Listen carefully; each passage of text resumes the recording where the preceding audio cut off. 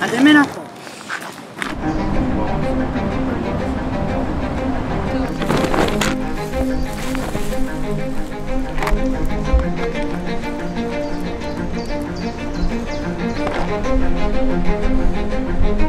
No, se to pustí.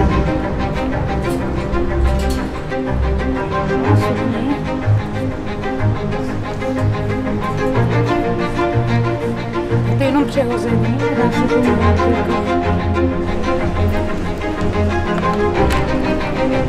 Víš, proč jsme je tady oblíkli tu sochu do ženských šatů? Protože tady jsou muklové muži určení k likvidaci, ale jsou to jenom muži. A my víme, že 20% obětí komunistického režimu byly také ženy. Takže jsme to teďka chtěli trošku napravit. Tak mají ženské šaty. Jo.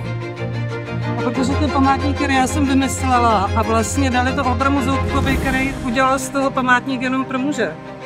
A tady Olga Sumberová mě přišla podpořit.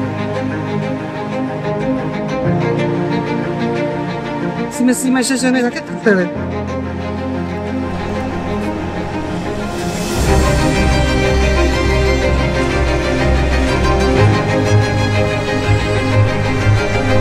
Ale to má podívej, že máte pindory, já to vlastně nechápu, s tím se, že jako Michelangelo. To neměla mít pindory, když je to nahá socha.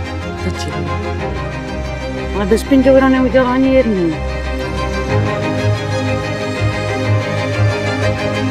Hotovo.